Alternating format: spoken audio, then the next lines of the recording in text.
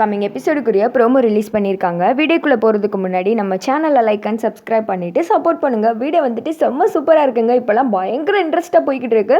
அப்புறம் பார்க்குறதுக்கு ரொம்ப க்யூட்டாகவும் இருக்குது. ஃபஸ்ட்டு சீனில் வந்துட்டு குல்ஃபி சாப்பிட்டுட்டு இருக்க மாதிரி காமிச்சிட்டு இருக்காங்க. நம்ம இப்படியே ஒரு ஃபோட்டோ எடுத்துக்கலாமாங்க அப்படின்னு சொல்ல, ஓஹோ குல்ஃபி வித் செல்ஃபியா அப்படின்னு சொல்ல அப்படின்றாங்க தீபா. சரி எடுங்க அப்படின்னு சொல்ல தீபா வந்துட்டு ஃபோட்டோ எடுக்கிறாங்க. குல்ஃபியெல்லாம் சாப்பிட்டு முடிச்சதும் சரி சரி தூங்க போகலாங்க, டைம் ஆயிடுச்சு அப்படின்னு சொல்லிட்டு 2 பேர் கிளம்பிடுறாங்க. தீபா வந்துட்டு ஒரே கார்த்தி நினப்பிலேயே வந்துட்டு அந்த குல்ஃபி மாதிரி உருகி போயிட்டு இருக்காங்க. அடுத்த நாள் காலையில் கார்த்தி வந்துட்டு தீபா கிட்ட வராங்க. சொல்லுங்கங்க அப்படின்னு சொல்ல, உங்ககிட்ட ஒரு முக்கியமான விஷயம் பேசணும் அப்படின்ற மாதிரி சொல்கிறாங்க. சொல்லுங்கள் அப்படின்னு சொல்லிட்டு கார்த்தி சொன்னதுமே, அந்த போலீஸ் அம்மையார் இருக்கார்ல அப்படின்னு சொன்னது, ஆமாங்க அவரை கண்டுபிடிச்சிட்டிங்களா அப்படின்னு சொல்ல, இல்லை அதுக்கான ஒரு வேலை தான் பார்த்துட்ருக்கேன். அவரை வந்துட்டு எப்படி இருப்பாங்கன்னு சொல்லிட்டு அங்க அடையாளங்கள் சொன்னீங்கன்னா அதை வந்துட்டு மார்க் பண்ணி கண்டுபிடிச்சிடலாம். அவர் எப்படி இருப்பாங்கன்னு சொல்லிட்டு உங்களுக்கு தெரியும்ல அப்படின்னு சொல்ல, நல்ல ஞாபகம் இருக்குங்க அப்படின்றாங்க. சரி ஒரு நிமிஷம் இருங்க அப்படின்னு சொல்லிட்டு யாருக்கோ கால் பண்ணி கார்த்தி 2 பேரை வர வைக்கிறாங்க. அவங்களும் வந்துட்டு ரெடியாக உட்காந்துட்டு இருக்க. அப்புறமேட்டு கார்த்தி வந்துட்டு தீபாவை கூப்பிட்டு வராங்க. இவங்க தான் வந்துட்டு அந்த மார்க் பண்ணுறதுக்கு வந்திருக்காங்க.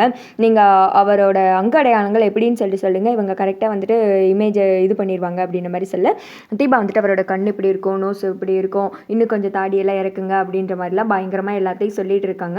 அவங்களும் வந்துட்டு எல்லாத்தையும் வரிஞ்சிட்டு இருக்காங்க. அந்த சமயத்தில் கரெக்டாக ரம்யாவும் அங்கே வந்துடுறாங்க. ஐயோ இங்கே என்னடா நடந்துட்டு இருக்கு, இந்த போலீஸ் அம்மையரை பற்றி கண்டுபிடிக்க இந்த காற்று இறங்கிட்டானா, அவன் மட்டும் உண்மையான முகம் தெரிஞ்சிருச்சுன்னா நம்ம தான் மாட்டிக்கிடுவோமே அப்படின்ற மாதிரி ரம்யா ஒரு மாதிரி பதட்டத்திலே இருக்காங்க. இங்கிட்டு வந்துட்டு அவங்க நல்லா ஸ்கெட்ச் போட்டு முடிச்சிடுறாங்க. தீபா வந்துட்டு அந்த ஃபோட்டோவை நல்லா ஊற்று பார்த்துட்டு, கரெக்டுங்க இப்படியே தான் இருந்தான், அவன் கண்டிப்பாக இப்படி தான் இருந்தான் அப்படின்ற மாதிரி வந்துட்டு தீபா சொல்ல, ரம்யா வந்துட்டு ஷாக் ஆகுறாங்க. பூச்சி இப்போ அந்த ஃபோட்டோவை மட்டும் பார்த்தானா இந்த கார்த்திக்கு நல்ல அடையாளம் தெரியுமே அப்படின்னு சொல்லிட்டு ரம்யா ஒரு பக்கம் முடிச்சுக்கிட்டு இருக்கா. கார்த்தி வந்துட்டு அதை கொஞ்சம் காட்டுங்க அப்படின்ற மாதிரி சொல்ல, அவங்களும் லேப்டாப்பை திருப்புறாங்க.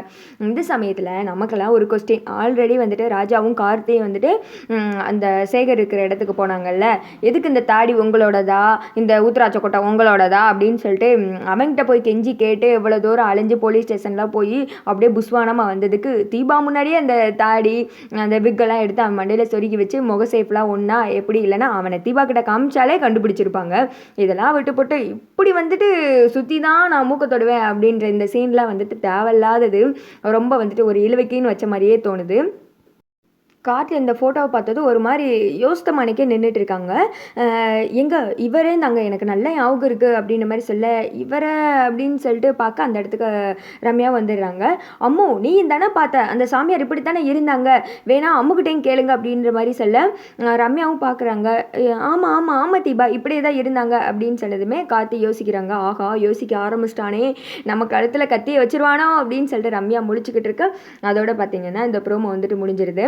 இன்றைக்கி எபிசோடில் வந்துட்டு யாரெல்லாம் என்ஜாய் பண்ணீங்க அப்படின்னு சொல்லிட்டு கமெண்ட் பண்ணுங்கள். முக்கியமாக எனக்கு எபிசோடில் எல்லாமே பிடிச்சிருந்துச்சு. பட் கார்த்தி சொன்ன அந்த ஒரு டைலாக் மட்டும் பிடிக்கல.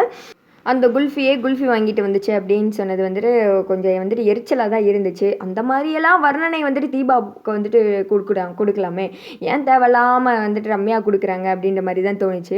ஏன்னா இவங்க இவ்வளோ தூரம் லவ் பண்ண வைக்கிறதுக்கு கெஞ்சிறது, அதுக்கு வந்துட்டு கார்த்தி கொஞ்சம் கூட முகம் கொடுத்து பேசாத மாதிரியே ஒரு சீன் எடுத்துகிட்டு போகிறது உண்மையாகவே மக்களே கடுப்பாக இருக்குது. இதை யாரெல்லாம் கவனிச்சிருந்தீங்க, உங்களுக்கு இரிட்டேட்டிங்காக இருந்துச்சா அப்படின்னு சொல்லிட்டு சொல்லுங்கள். ஆனால் ஒன்று, இந்த ரம்யா கேரக்டர் வந்துட்டு கார்த்திக் தீபா கல்யாணம் வரைக்கும் வந்துட்டு கண்டிப்பாக ட்ராவல் பண்ணும் போதுன்னு மட்டும் வந்துட்டு கன்ஃபார்மாக தெரியுது. ஏன்னா அதுக்கு முன்னாடி ஒரு சின்ன இடியாப்போ சிக்கல மாதிரி கூட அந்த ரம்யா வந்துட்டு சிக்கிற மாதிரி தெரில. எல்லாத்துலேயுமே தப்பிச்சு தான் அப்படியே மேலோட்டமாக கொண்டு போய்கிட்டு இருக்காங்க. ஒருவேளை ரம்யா கேரக்டர் வந்துட்டு கார்த்திக் கல்யாணம் வரைக்கும் தேவைப்படுது என்னமோ.